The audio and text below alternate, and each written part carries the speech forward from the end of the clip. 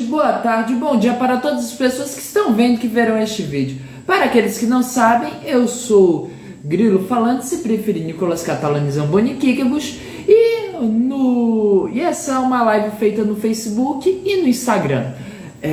Bom, para aqueles que não sabem, o objetivo dessas lives é falar sobre a história do Brasil contextualizada na história da capoeira. E no vídeo passado a gente conversou um pouco sobre o cara que foi o maior capoeira da história, ou no mínimo o maior capoeira da história do Rio de Janeiro, né? Tá meio escuro? Então vou acender mais uma luz para ver se melhora. Mas então, enquanto estou indo acender a luz, né? Enfim, o que eu tava falando? Sim, o maior capoeira da história, ou no mínimo o maior capoeira da história do Rio de Janeiro. E né, quanto a isso, ninguém discute, né? Que é o grandioso Manduca da Praia. Bom, no caso a gente conversou um pouquinho sobre a lenda do Manduca da Praia, né? Aquele Manduca da Praia lendário, né? Aquele que derrotou 5 romeiros armados de pau e que venceu o deputado Santana, né? Tá ligada do tripé. Deixa eu ver se girar muda uma coisa. Não sei, muda. Sei lá, tá ligado aqui. Bom, sim, né? E a lenda que conta, né? O Melo Moraes. Continua igual, eu sei que continua igual. Mas o que? Não o que? Não continua, não sei. Eu não sei o que não quer dizer. A pessoa diz continua igual, depois diz um não. O que esse não quer dizer? Eu não sei, mas enfim. O que eu tava falando? Então deu certo, né? Pronto. Bom, o que eu tava falando? O que eu estava falando antes de perguntar o que eu estava falando? Sim, a lenda do Manduca da Praia é uma lenda talvez muito construída pelo Melo Moraes, né? Que escreveu aí o livro Festas e Tradições do Brasil e traz aí dentro da parte da capoeira o personagem do Manduca da Praia, né? Com tantos personagens ele selecionou para dar o exemplo do que era capoeira justamente o Manduca da Praia, né? Tamanha é a grandiosidade desse personagem. E tamanha é a grandiosidade desse personagem que, como eu já contei, ele é lembrado até hoje nas rodas de capoeira, né? Mesmo não sendo da linhagem da capoeira ainda existente, né? Ele é da linhagem da capoeira do Rio de Janeiro e a nossa linhagem é uma linhagem baiana, as nossas referências são referências baianas, tanto que fora o Manduca da Praia a gente não conhece lá muitos capoeiras da linhagem carioca, né? Nem da linhagem pernambucana. A gente conhece fora da linhagem baiana basicamente o Manduca da Praia e o Nascimento Grande, que são basicamente dois opostos, né? Mas a gente não conhece o João Sabe Tudo, o Juca Reis, Corre Hoje, o Volta Pro Lugar que Estava, ficou muito torto. Ficou muito torto aqui no coiso? Sei lá, vai ficar torto então. Sim, a gente não conhece esses capoeiras, né? A gente não conta sobre esses capoeiras porque não são capoeiras da nossa linhagem, né? Então daí você já vê o quão incrível o Manduca da Praia devia ser, né? Bom, mas antes de começar a falar sobre o Manduca da Praia, né? Eu me vejo na obrigação moral de falar sobre um outro tema, né? Porque afinal de contas tem um monte de energúmeno no Congresso Nacional que foram capazes de votar uma coisa que o STF já disse que é inconstitucional, que é aquele marco temporal, né? Que é uma coisa ridícula. Inclusive, se você for olhar nas justificativas dos prós do marco temporal, vai estar lá uma delas que eu fui olhar no site lá do Congresso, tá dizendo que não ter um marco temporal é uma ameaça à integridade nacional. Gente, isso é uma coisa ridícula, falando sério, é absurdo alguém ter a cara de pau de dizer isso, alguém ser tão sem vergonha, tão mau caráter pra ser capaz de dizer uma coisa dessa. Sabe por quê? Uma coisa que muita gente não sabe, né? Apesar de muita gente ter boca para falar, muita gente não sabe que a terra declarada indígena não é pertencente ao indígena, é uma terra pertencente ao Estado, né? Então não tem ameaça à segurança nacional e à integridade do Brasil, coisa nenhuma não. O que acontece é o seguinte, vou te dar um exemplo. Os indígenas, eles têm apenas o usufruto da terra, mas eles não têm a posse da terra. Isso faz toda a diferença. Porque, por exemplo, inclusive, em questão de segurança nacional, né, o Estado pode fazer o que bem entender com a terra, a revelia dos interesses dos povos que porventura habitem lá. Então, por exemplo, eu nunca lembro qual foi o povo, né? Uma coisa impressionante, mas enfim, eu não lembro qual foi o povo. Eu sei que há um povo aqui do Piauí que foi construída acho que uma hidrelétrica, né? Sem consultarem eles, e teve aí a inundação de uma determinada área, né? E essa área era justamente onde moravam os encantados, né? Inclusive um local onde nasciam encantados. Então os encantados literalmente tiveram que sair de lá, né? Porque eles não respiravam, porque esses encantados não moravam debaixo d'água, porque se entendeu que os interesses indígenas valiam menos do que os interesses do Estado brasileiro, né? Então, gente, sinceramente, falando bem sério mesmo, isso é ridículo, né? Essa tese do marco temporal, né? E falando bem sério, é um projeto para exterminar os povos indígenas, um projeto que existe desde 1498, né? Porque a gente não tem muita noção. A gente fala aí que existem não sei quantos milhares de indígenas, isso parece muita gente, né? Mas o que poucas pessoas sabem é que antes de 1500 a população indígena se calcula, né? Tem gente que vai botar um número inclusive bem superior a esse, né? Mas um número que é mais ou menos mais aceito, se calcula que seria metade da população atual do Brasil, né? E a gente está falando aí de milhões de pessoas, inclusive de pessoas que tinham uma vida ecologicamente mais sustentável e não tinham problema de superpopulação como a gente tem, né? Então, assim, a gente está falando de metade da população do Brasil, a gente está falando de milhões de pessoas que foram reduzidas a alguns milhares, né? E isso não é por acaso. Aí a grande questão que acontece, que vai dar essa impressão, é o seguinte: a gente criou uma história bonitinha, um conto de fadas, de que as relações entre indígenas e europeus foram majoritariamente uma relação amistosa, né? A gente criou essa historinha de que os indígenas foram sendo assimilados naturalmente pela população europeia civilizada, né? E é uma mentira. Os indígenas não estão mais na casa dos milhões porque foram exterminados por política de Estado. Até o século XIX, que foi quando essa mentira começou a ser contada, você tinha registro de ataque indígena lutando contra invasão de terras. Você tem essa política clara até hoje. É só lembrar do que aconteceu há pouco tempo atrás, que foi o caso dos Yanomami, que se descobriu as condições que os Yanomami estavam, né? Então, assim, isso é literalmente uma política do Estado. E essa tese do marco temporal é só o exemplo mais recente de como o Estado vou dizer que não dá a mínima para os povos indígenas. O Estado não dá a mínima para a população pobre. Mas para os povos indígenas, o Estado ele se importa muito. Porque o objetivo do Estado brasileiro, desde sempre, é exterminar os povos indígenas.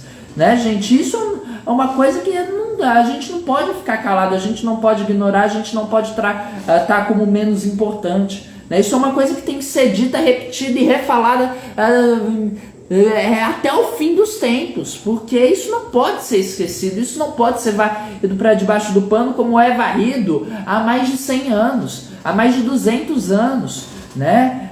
A gente literalmente se esquece que o Brasil a história do Brasil é uma história de conquista, não uma história de colonização. As pessoas não chegaram numa terra vazia, sem ninguém, e montaram um acampamento e começaram a morar lá. Não, as pessoas vieram para cá, conquistaram a terra e exterminaram quem não era interessante para eles. E quem era interessante deixou lá por um tempo e depois exterminou, porque afinal de contas uma hora ou outra tinha que retirar de lá, né? É uma história triste, né? De povos que estão aqui há 100 mil anos, segundo aí as pesquisas do Boedá, aqui na Serra da Capivara, né, gente? Está há 100 mil anos. E a gente quer dizer que tem mais direito à terra que eles, né? E quando esses canalhas, porque é isso que são, dizem que é uma ameaça à segurança nacional, né? Porque afinal de contas são milhares, né? Isso aí é só uma parcela mínima do que sobrou, né? Na disciplina de História Indígena 1, o professor que estava dando, o professor Alencar, mostrou pra gente a quantidade de área das terras indígenas, né? E a quantidade de área de latifúndio que tem no Brasil, e é ridículo dizer isso, né? Eu não vou saber dizer pra vocês, porque isso aí eu acho que eu tive essa matéria ano passado, sei lá, né? Então não vou esperar que eu vá lembrar dos números, né? Não lembro nem o dia do meu aniversário direito, né? Mas assim, uma coisa absurda mesmo, né? Né? Isso é uma coisa que eu tinha que dizer, né? Mas mudando aqui totalmente de assunto, ainda que nem tanto, porque afinal de contas, né, a população negra, apesar de o Estado não dar a mínima para a população negra, né, para a população pobre, em alguns momentos o Estado teve também uma política de extermínio clara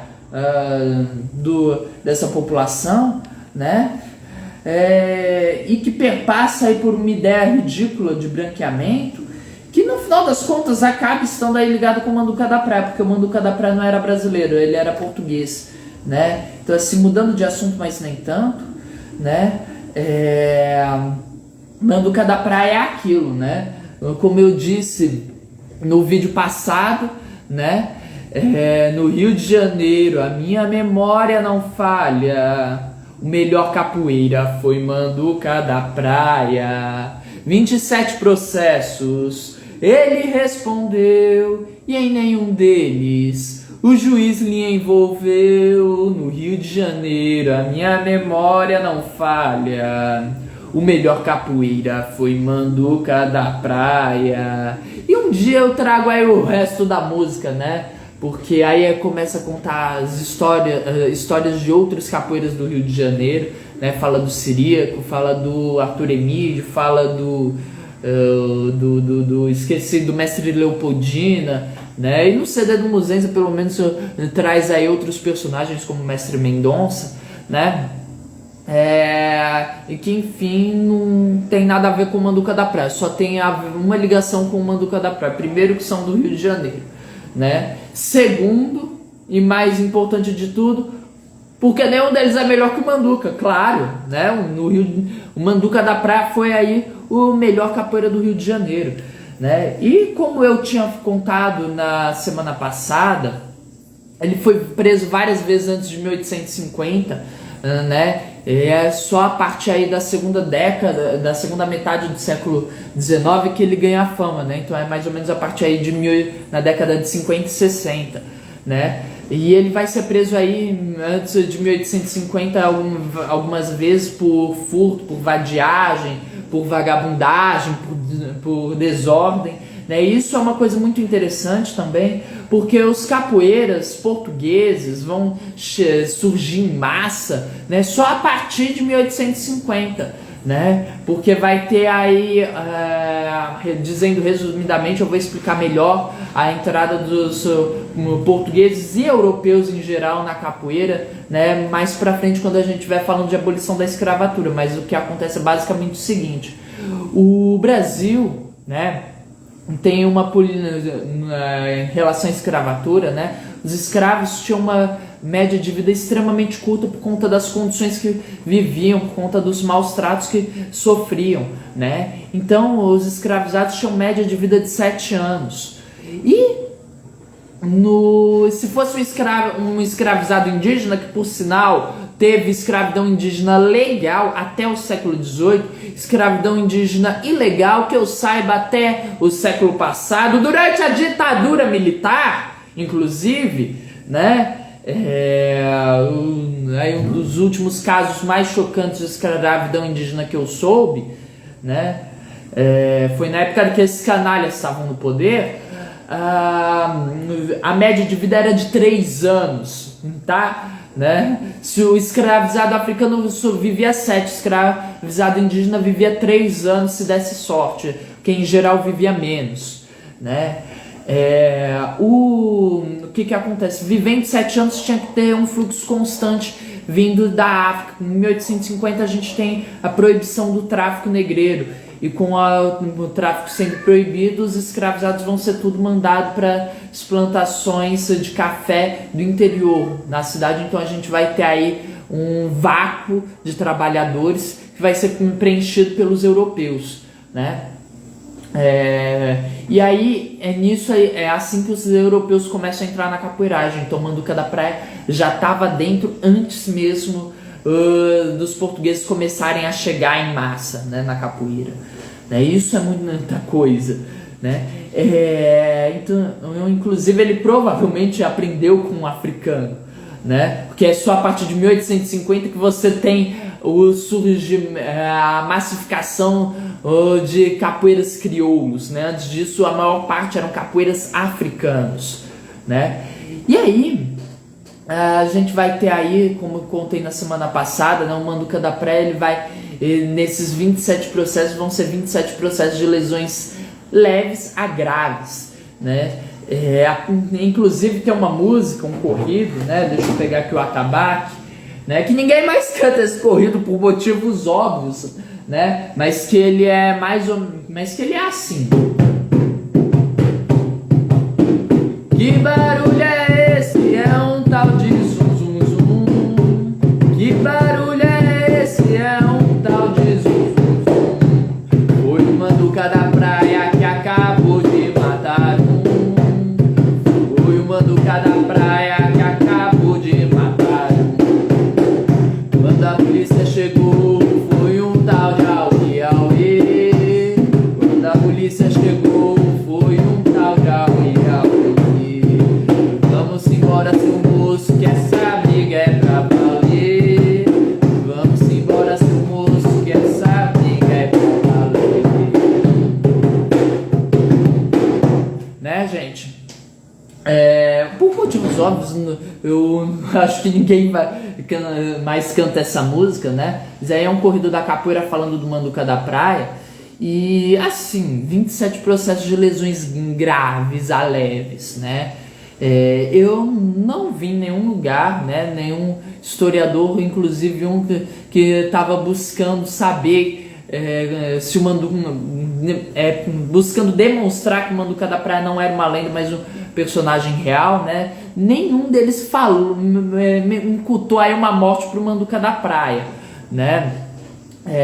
Então assim, não sei se o Manduca da Praia já matou alguém, talvez um líder de Malta, né? Talvez um líder de Malta, né? Mas acredito que não, porque não pelas mesmas razões que, por exemplo, o Nascimento Grande nunca matou ninguém. Inclusive o Nascimento Grande sempre teve orgulho de não ter matado ninguém, e que ninguém mencione o caso do Corre hoje, pelo menos nesse vídeo, né? Deixa pra debater aí quem matou Corre hoje no próximo vídeo.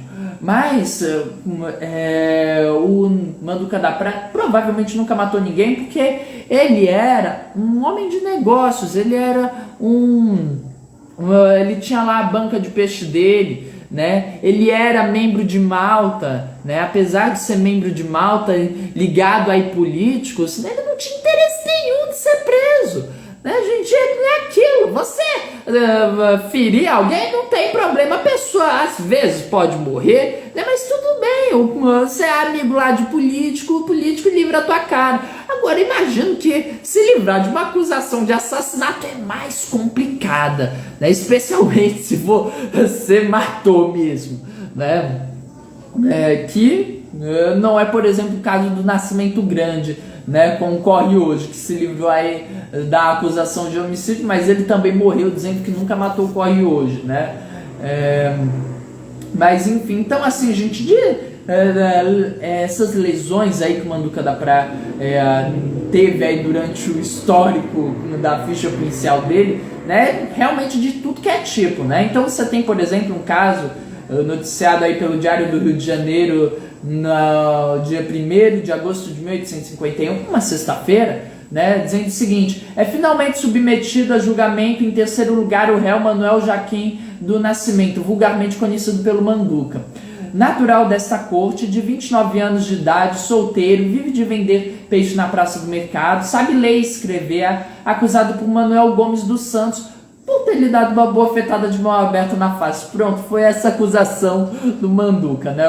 O Manduca provavelmente achou que o Manuel desrespeitou ele de qualquer forma e deu um tapa na cara dele, né? Aí ele nos conta que o queixoso apresenta-se à barra do tribunal, trazendo por seu advogado, doutor Carlos Antônio Cordeira. O réu, sendo interrogado, nega ter cometido semelhante crime. Não me diga, óbvio que ele não cometeu, é invenção, calúnia, né? Concluídos os debates de acusação e defesa, sendo o advogado do réu, desembargador Luiz Fortunato de Brito Abreu Souza Menezes, que com certeza é um cara importante porque ninguém irrelevante tem um sobrenome desse tamanho, recolhe-se o conselho à sala secreta de suas conferências, da qual, voltando com sua decisão em vista dela, é o dito réu absolvido e condenado nas custas o autor. Ou seja, né, isso aqui é a articulação política do Manduca, né, que já está aí metido com os políticos desde 1851, né? O cara acusou ele de dar um tabefe, ele disse: não fiz isso. Aí o advogado chegou para conversar com suas escondidas e pronto, o Manduca foi absolvido. O Manduca não fez isso, né? O Manduca da Praia é um cabra do bem. Você já vê que ele era só caluniado, afinal de contas, pessoa que toma 27 processos e não é acusado nenhuma vez só pode ser calúnia, é um homem de bem, né? E aí, gente, né, o Manduca aí vai ter ao longo da carreira, né, vários casos, né? E aí um deles, que é um dos casos mais conhecidos, foi de dezembro de 1861, caso inclusive, né, extraordinário, não pelo caso em si, né, e nem pelo fato do Manduca da Praia ter perdido, mas pelas pessoas que participaram desse caso, que muita gente não sabe que eram capoeiristas, né? O que acontece? Estava saindo de noite, aí, por volta de dezembro de 1861, da escola militar no Largo de São Francisco, um grupo de cadetes que vão ser barrados pela Malta de Santa Luzia, né? Liderados pelo próprio Manduca da Praia. Então, assim, apesar da tradição popular dizer que o Manduca da Praia não se associou a nenhuma Malta, né, que na minha opinião tem a ver com uma política aí do século XXI do século XX, para desassociar a capoeira do crime. Então você colocou o Manduca da Praia como melhor capoeira e disse que ele não tinha nada a ver com as maltas, né? É a mesma história de desassociar a capoeira da navalha. Você diz que a capoeira ela é ótima, mas quem estragou foram os desordeiros que colocaram a navalha, né? Então você tem essa construção aí no final do 19, início do 20 principalmente, né? Então, na minha opinião, tem muito a ver com isso de dizer que Manduca da Praia não estava associado às maltas, porque o cara estava metido com um político até o pescoço, o cara estava lá pintando o diabo nas eleições de São José, né? E aí tem esse caso aqui, né? E aí os cadetes e a Malta de Santa Luzia vão duelar, né? E sabe quem que tá no meio desses cadetes? Tá o Floriano Peixoto, futuro Marechal de Ferro, segundo ditador militar da história do Brasil, né? Porque afinal de contas nada como começar uma república do que com 2 ditadores militares, né? O que acontece? Os cadetes, o Floriano Peixoto vai encontrar os cadetes reunidos no largo, né? Tristes, porque vai perguntar o que aconteceu. Eles teriam contado, né, que o Manduca da Praia deu uma surra neles, né? E aí o Floriano vai perguntar: só isso, senhores? Esperem um pouco que eu já volto. Aí quando ele voltou, tava vestindo um casaco velho comprido, um grande chapéu de abas largas, uma bengala que servia de borrete, ou seja, encarnou aí o capoeira, né? E aí ele apontou na direção do Largo da Carioca e falou: podem vir, rapaz. Aí eles seguiram ele até a Rua da Vala, que é a atual Uruguaiana, e pararam ao ver o Manduca da Praia e a malta, né? Aí o Floriano seguiu até ficar junto com o Manduca e disse o seguinte: com sua licença, meu senhor, nós vamos passar para o Largo da Carioca. Aí o Manduca, que estava a fim de briga, falou: aqui ninguém passa, né? E o Floriano Peixoto fez o que? Pegou e deu uma rasteira no Manduca da Praia e disse aos colegas: podem passar. Os cadetes, né, ficaram aí encorajados pelo Floriano Peixoto, né, e foram enfrentar a malta de Santa Luzia e deram uma surra na malta, né. Esse, apesar de eu não gostar muito de militares e adorar os capoeiras, né, essa história é maravilhosa, né. E aí enquanto o Manduca tava fora de combate, porque é aquilo, os cadetes perderam enquanto o Manduca tava, olha lá, né? Quando o Manduca tava no chão, os cadetes meteram a surra na malta. Inclusive, dentre os companheiros aí que vão estar participando dessa briga do lado do Floriano Peixoto, sabe quem que vai estar? Vai estar só o Juca Paranhos. Quer saber quem foi o Juca Paranhos? Vou contar quem que foi o Juca Paranhos. Vocês já viram o cara da moeda de 50 centavos? Deixa eu ver se eu encontro onde está minha moeda de 50 centavos. Vocês sabem aquele cara da moeda de 50 centavos? Pronto, ele é o Juca Paranhos, só isso, né? Cadê a moeda de 50 centavos? Por que minhas moedas estão bagunçadas? Enfim, se vocês não sabem, né, atrás aí das moedas do Brasil é um personagem diferente. Então na moeda de 1 centavo é o Pedro Álvares Cabral, na de 5 centavos é de, sei lá, acho que é o Dom Pedro I, e na de 50 o Juca Paranhos, o famoso Barão do Rio Branco, né, que era capoeirista inclusive, né, não tava aí à toa. Enfim, o Manduca vai ter diversos casos aí, né? Não vou contar os 27, né? Mas em 1865, como eu já contei várias vezes, vai passar a andar com guarda-costas para se proteger dos recrutadores de voluntários da pátria, né? Afinal de contas, nada mais voluntário do que ir por livre e espontânea pressão, né? Para a Guerra do Paraguai, né? E em 13/4/1875, o jornal A Pátria, né, vai inclusive noticiar que o Manduca da Praia foi obrigado a assinar o termo de bem viver na subdelegacia do 1º Distrito, provavelmente primeiro distrito da freguesia de São José, que era onde ele atuava principalmente, né, onde a maior parte das prisões aconteceu, né, não diz muita coisa do que foi que aconteceu, mas esse termo de bem viver, ele é lembrado na capoeira até hoje, veja bem. Essa música, acho que é do Canjiquinha. Acho que era do Canjiquinha. Se não for, alguém me corrige, né? Não tô lembrando agora. Joguei meu lenço pra cima. Joguei meu lenço pra cima. Parei meu canivete. Quem me ensinou essa quadra foi o Bamba 17. Joguei meu limão pra cima. De maduro foi ao fundo. Tirei cada de malandro, sei que não me vagabundo. Na rodada malandragem.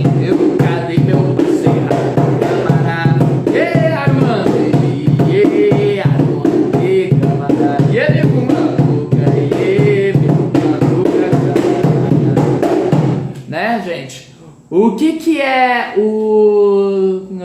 carta de malandro e certidão de vagabundo? É o termo de bem viver, uma coisa maravilhosa. Você assina que se compromete a se comportar e a ser um cidadão de bem. Com certeza deu certo, sempre deu certo, né? Tanto que virou piada nas rodas de capoeira, né?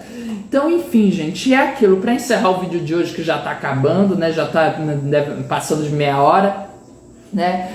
Vários chefes de Malta vão ser assassinados aí na década de 1870 devido aí aos rearranjos internos, né? Que eu já expliquei no vídeo aí sobre as consequências da Guerra do Paraguai, né? Só que não o Manduca da Praia. O Manduca da Praia vai morrer de pneumonia, não vai morrer assassinado, né? Aos 58 anos, estando solteiro, vai ser sepultado no dia 13 de setembro de 1877, né? E assim tem uma história, né? Encontrei algumas pessoas dizendo que ele morreu sem ter filhos biológicos e deixou tudo para o filho adotivo dele, Daniel Stein. Mas eu não encontrei nenhum no Carlos Eugênio, enfim, as pessoas que vão estar aí na bibliografia, né, nenhum deles mencionou um filho biológico, inclusive, esse Daniel Stein, inclusive, o que busca demonstrar que o Manduca da Praia realmente existiu, né? Mas aí, sei lá, às vezes pode ser até que tivesse, né? Porque eu também não fui olhar o obituário nem nada, né? Então, enfim, gente, por hoje é só.